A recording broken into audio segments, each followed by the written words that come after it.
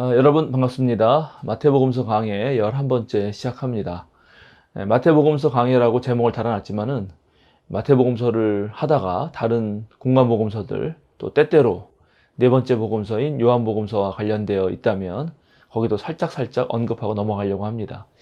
지난번 강의를 통해서 우리가 이제 예수님 탄생이 얼마나 위대한 탄생이고 마태복음서 저자가 이 예수님 탄생 안에 어찌 보면 마태복음서 전체의 어떤 전주곡으로서 자신이 예수님을 어떻게 생각하고 있는지 가장 중요한 예수님 이름에 나타난 두 가지 임마누엘, 예수님을 통해서 하나님이 언제나 우리와 함께 계셨다 하는 것, 그 고백과 또 예수, 모든 죄에서 구원할 자. 당시 죄는 개인적인 죄라기보다도 사회 구조적인 더 큰 틀에서 바벨론 포로로 끌려갔던 것처럼 지금 로마 지배 체제하에 있는 것, 이스라엘이 하나님의 뜻대로 가지 않아서 바벨론 포로로 끌려갔듯이 유대인들에게는 지금 로마 지배하에 있는 것이 바로 그들이 죄 때문에 그런 상황이 벌어졌다라고 이해하기 때문에 예수님은 바로 그런 죄에서 자신들을 구원하실 분이라고 하는 것, 이 두 가지 예수님의 임마누엘과 예수라고 하는 이름을 놓고 그리고 거기에 구약의 위대했던 모든 인물의 어떤 모티프들을 다 담아서 여러분 기억하시죠? 처음에 족보에는 아브라함과 다윗, 그 다음에 모세, 예수님의 이름인 여호수아, 그리고 예수님의 아버지인 요셉, 할아버지인 야곱에 이르기까지 이스라엘 전통에서 가장 위대한 인물들을 그렇게 중심에 놓고 이야기를 하고 있다라고 말씀드렸습니다. 제가 지난주에 그 퀴즈를 하나 내드렸는데요.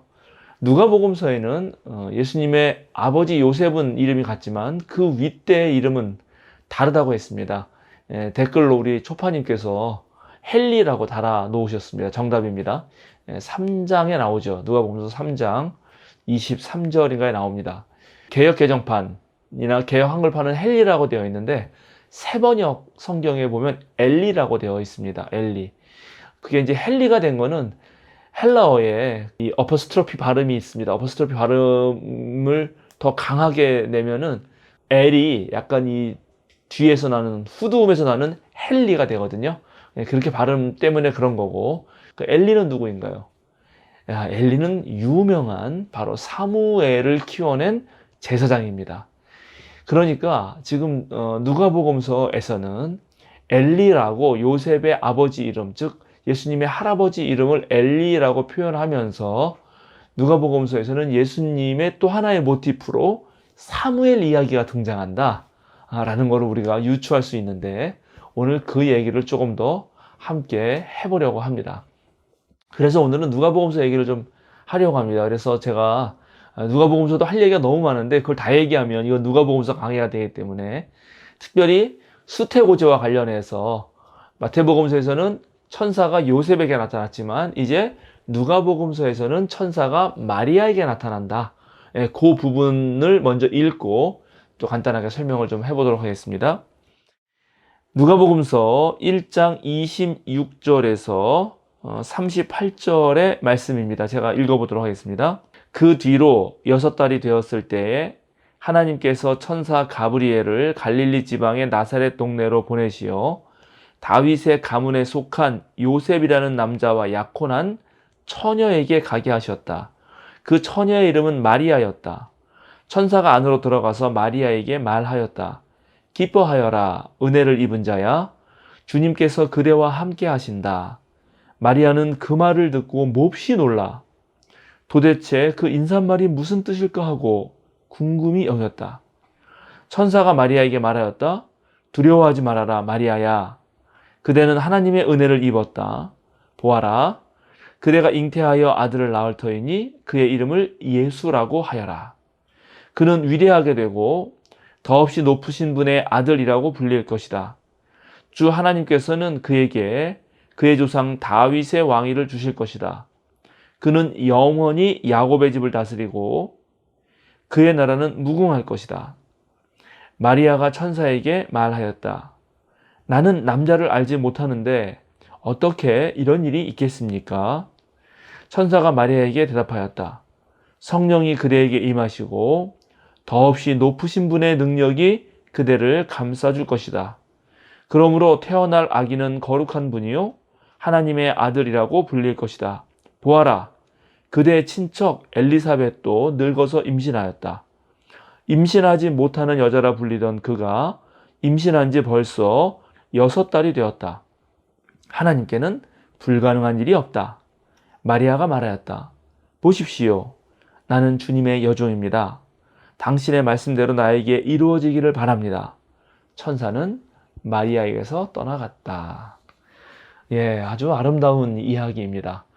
예, 보통 서양의 그 중세 근대에 수태고지와 관련된 엄청난 그림들이 있죠. 그 그림들 보면 정말 마리아가 다양한 모습으로 표현되고 거기에 뭐 아담과 하와도 등장하고요. 그런 다양한 도상학적 장면들이 나옵니다. 언제 기회가 되면 제가 그런 것도 한번 설명해 보고 싶은데요. 오늘 이 누가복음서에서 마리아에게 나타난 천사가 해준 수태고지 이야기에서 우리가 몇 가지 주목할 것이 있습니다. 제가 지난번에도 말씀드렸지만 처녀 탄생, 즉 마리아가 처녀였다는 것을 노골적으로 얘기하는 것이 바로 누가복음서라는 것을 우리가 기억합니다. 그죠? 분명히 처녀에게 나타났다고 말했고 또 마리아가 스스로 나는 아직 남자를 알지 못하는데 라고 분명히 말하고 있습니다. 그러니까 마태복음서가 마치 마리아가 간음도 할 수 있었다라고 하는 그런 오해를 사게 하는 반면 여기는 그런 부분이 전혀 없고요.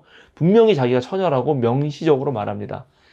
그러면 이 처녀라고 말하는 것이 갖는 의미가 무엇일까요? 이것을 이해하기 위해서 누가복음서 예수님 탄생 이야기가 앞에 세례 요한의 탄생 이야기와 밀접하게 연관된다는 것을 여러분 알아야 합니다. 여러분 누가복음서를 펴면은 누가복음서 서문 이야기를 지난번 했죠. 데오빌로 가카이게 해가지고 얘기하고 바로 세례 요한의 아버지인 제사장 사가랴와 그의 아내인 엘리사벳 이야기가 나옵니다. 이 둘은 오늘 여기 지금 뒤에 36절에 보라 그대의 친척 엘리사벳도 늙어서 임신하였다. 임신하지 못하는 여자라 불리던 그가 임신한 지 벌써 6달이 되었다. 이렇게 말을 합니다. 엘리사벳은 두 가지로 임신하지 못하는 여자라는 것을 표현합니다. 하나는 늙어서입니다. 늙어서. 또 하나는 임신하지 못하는 여자라고 불렸다는 것입니다. 자, 이것은 구약 성서에서 애를 낳지 못하는 모든 경우에 해당됩니다. 하나는 나이가 많아서이고요. 하나는 원래 하나님이 태를 닫아 놓으셔서 그렇다는 것입니다. 나이가 늙었는데도 하나님의 은혜로 애를 낳은 경우는 여러분 가장 잘 아시는 아브라함과 사라 이야기죠. 아브라함 100세였고 사라 90세였습니다. 아브라함이 수태고지를 들었을 때는 그리고 또 사라도 장막에서 그 천사들의 얘기를 몰래 들었을 때는 99세, 89세였죠. 그리고 1년이 지나서 아브라함 100세 때, 사라 90세 때 이삭을 얻습니다. 그러니까 구약에서 애를 낳지 못하는, 나이가 들어서 애를 낳지 못하는 경우에 하나님의 능력으로 주님의 천사가 가서 알려주고 애를 낳은 경우는 누구냐? 그것은 바로 아브라함과 사라 이야기, 그리고 이삭 이야기죠. 그런데 하나님이 태를 닫아 놓아서 애를 낳지 못했다는 건 누굽니까? 그것은 바로 사무엘 상에 나오는 그 유명한 엘가나의 첫째 부인 브닌나와 둘째 부인 한나 사이에서 한나가 애를 낳지 못했죠.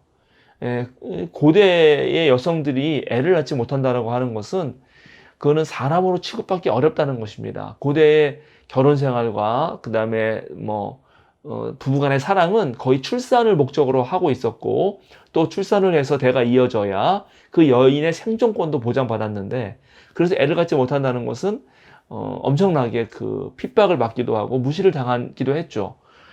사라와 그 여종 하갈과의 이야기 속에서도 잘 드러나고 있습니다.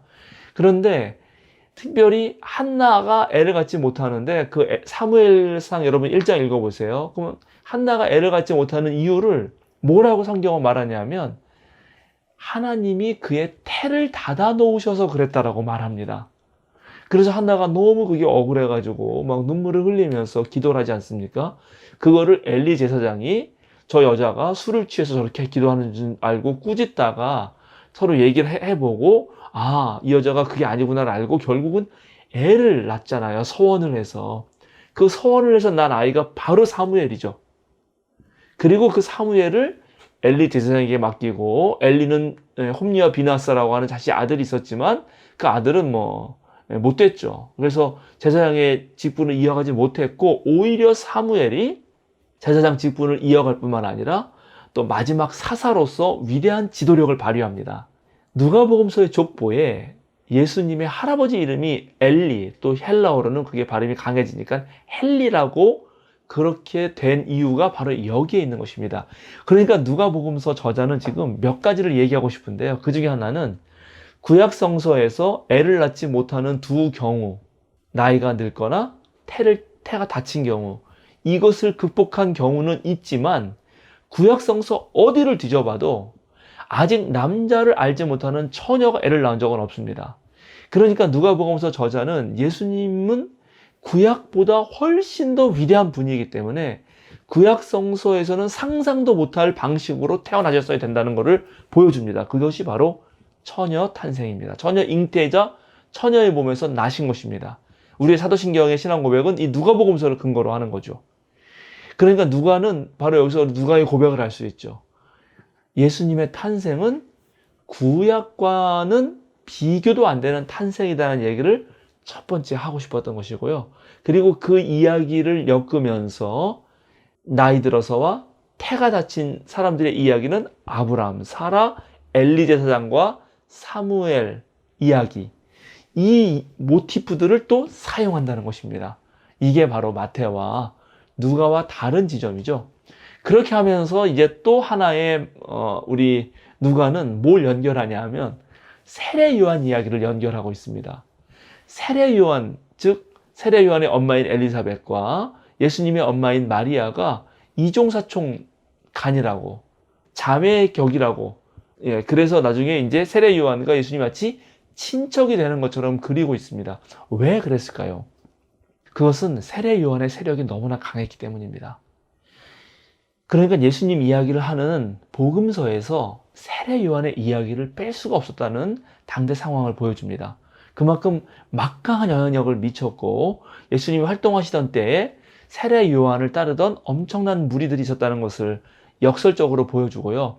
따라서 예수님 이야기를 하면서 세례 요한을 언급하지 않을 수는 없지만 그렇다고 예수님을 높여야 되는데 세례 요한을 높일 수는 없으므로 이렇게 다른 방식으로 친척이 된다거나 비로소 세례 요한은 나이가 많이 들고 그 다음에 뭐였죠? 아까 태를 닫아놓은 그런 엘리사벳에서 낳았지만 그보다 예수님은 훨씬 더 놀라운 방식으로 태어났다라고 하면서 예수님을 살짝 높이는, 서로 연결 지으면서 살짝 높이는 방식으로 그때 당시에 어떤 상황을 모면하려고 했던 것이죠.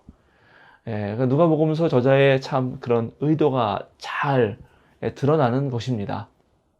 뭐 어쩔 수 없습니다. 지금도 그 저쪽 중동 어딘가에 제가 좀 기억이 가물가물한데 만다이교라고 아직도 세례 요한을 자신의 교주로 추종하는 그런 종교가 남아 있습니다.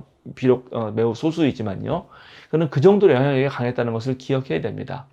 자, 또 오늘 누가복음서의 수태고지에서 한두 가지 더 좀 우리가 생각해 볼 만한 것이 있는데요. 마태복음서에서는 요셉에게 나타난 천사들이 한 중요한 말이 임마누엘이고 또 자기 죄에서 이스라엘 백성을 자기 죄에서 구원할 분이심으로서의 예수라는 말이었죠. 그런데 오늘 여기서 천사는 뭐라고 말하냐면 그는 위대하게 되는데 더없이 높으신 분의 아들이라고 말합니다. 그리고 조상 다윗의 왕위를 준다고 말합니다. 다윗의 왕위를 준다는 것은 뭐 당연히 앞에서 그 아브라함과 다윗의 후손 마태복음과 비슷하죠. 그런데 더없이 높으신 분의 아들이다 이렇게 말을 합니다. 그리고 하나님의 아들이라고도 나오죠. 하나님의 아들이라고 불릴 것이다. 또 거룩한 분이다. 더없이 높으신 분의 능력이 그대를 감싸줄 것이다. 이런 말들이 나옵니다.